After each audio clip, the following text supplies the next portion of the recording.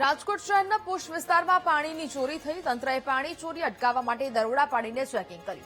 Ward number 11માં Rukmini heights બિલ્ડિંગમાં તંત્રએ દરોડા પાડ્યા.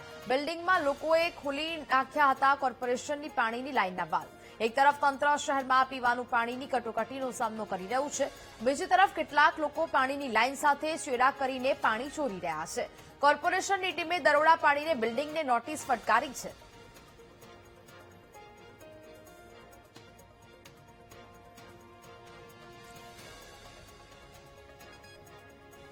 રાજકોટના વોર્ડ નંબર 11 અને 12માં હાઈ પ્રોફાઇલ સોસાયટીઓમાં પાણી ચોરીની ઘટનાઓ છે તે સતત વધી રહી છે અને કોર્પોરેશનની ટીમ દ્વારા હવે પાણી ચોરી રોકવા માટે જે તપાસ સહિતની જે નોટિસો છે તે આપવામાં આવી રહી છે. આપ સીધા દ્રશ્યો જોઈ શકો છો. જે પ્રમાણે વોર્ડ નંબર 11ના આ દ્રશ્યો છે, જ્યાં જે એપાર્ટમેન્ટ આવેલો છે ત્યાં પાણી ચોરીની ક્યાંક વાતને લઈને કોર્પોરેશનની ટીમ દ્વારા ચેકિંગ છે તે કરવામાં આવી રહ્યું છે. નોટિસ છે તે પણ ફટકારવામાં આવી છે. આપણી સાથે સાહેબ છે. સાહેબ, કયા પ્રકારની અત્યારે ચેકિંગની કામગીરી કરવામાં આવી રહી છે? હું વોર્ડ નંબર 11માં આયુ વસાવા ડેપ્યુટી એક્ઝિક્યુટિવ એન્જિનિયર. આ રૂટીન કામગીરી છે. આ ચેકિંગ ડ્રાઈવ એટલા માટે છે કે લોકોને અવેર થાય.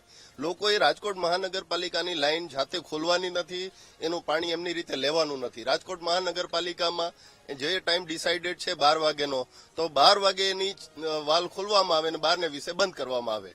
અમને ફરિયાદ એવી મળી છે કે જાતે ચાવી બનાવી અને 20 મિનિટના બદલે આ લોકો અડધી કલાક પાણી લે છે. આ એના માટેની અવેરનેસ ડ્રાઈવ છે. ક્યાં લોકો છે? મોટા એપાર્ટમેન્ટ ધારકો છે. કેવી રીતના વાલ્વ કેવી રીતના ખોલતા હોય છે, ચાવી કેવી રીતના હોય છે અને કેવી રીતના પાણી ચોરી કેવી રીતના થતી હોય? આની ચાવી માર્કેટમાંથી એ લોકો લઈ લે છે ને પછી જાતે ખોલતા હોય છે, એવી ફરિયાદ છે. પણ અમે 188 મકાનને છેલ્લા 10 દિવસમાં નોટિસો આપી છે. રજાના દિવસમાં પણ સતત આ જ કામગીરી કરી છે અમે. છતાંય ફક્ત એક જ એપાર્ટમેન્ટ એવું છે કે એમણે ચાવી જમા કરાવેલ છે. પાણી ચોરી થતી હોય છે તો બીજા લોકોને શું તકલીફ પડતી હોય છે? કારણ કે પાણી ખૂબ મહત્વનું માનવામાં આવે અને રાજકોટમાં વર્ષોથી પાણીની સમસ્યા છે. આ વખતે વરસાદ થોડો ઓછો પડ્યો છે એટલે માણસો દ્વારા આ ચોરી કરવા માટે એ લોકોને પ્રલોભન મળી ગયું છે. પણ આપણે આ એક માણસ એની રીતે વાલ ખોલીને પાણી લઈ લે તો આખા વિસ્તારને અસર થતી હોય. બીજા જે એને ખરેખર કાયદેસર પાણી મળવું જોઈએ એને પાણી મળતું નથી. ચોક્કસથી જે પ્રમાણે કોર્પોરેશનના અધિકારીઓ છે પોતાની ટીમ સાથે હાલ જે આ પ્રકારે ચેકિંગ સહિતની જે કહી શકાય છે કે બાબત છે તે કરી રહ્યા છે.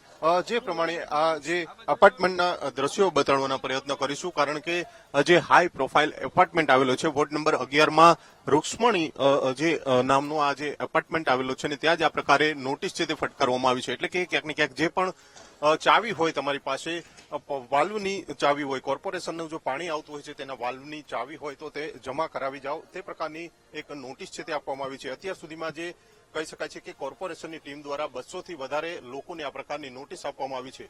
કારણ કે જે પ્રકારે પાણી ચોરી થઈ રહી છે રાજકોટમાં, એક તરફ વરસાદ પાછો ખેંચાયો છે અને બીજી તરફ જે પ્રકારે પાણી ચોરીની ઘટનાઓ છે તે સતત વધી રહી છે અને તેના જ કારણે કોર્પોરેશનની ટીમ દ્વારા હવે જે કહી શકાય છે કે ચેકિંગનો ધમધમાટ છે તે શરૂ કરવામાં આવ્યો છે.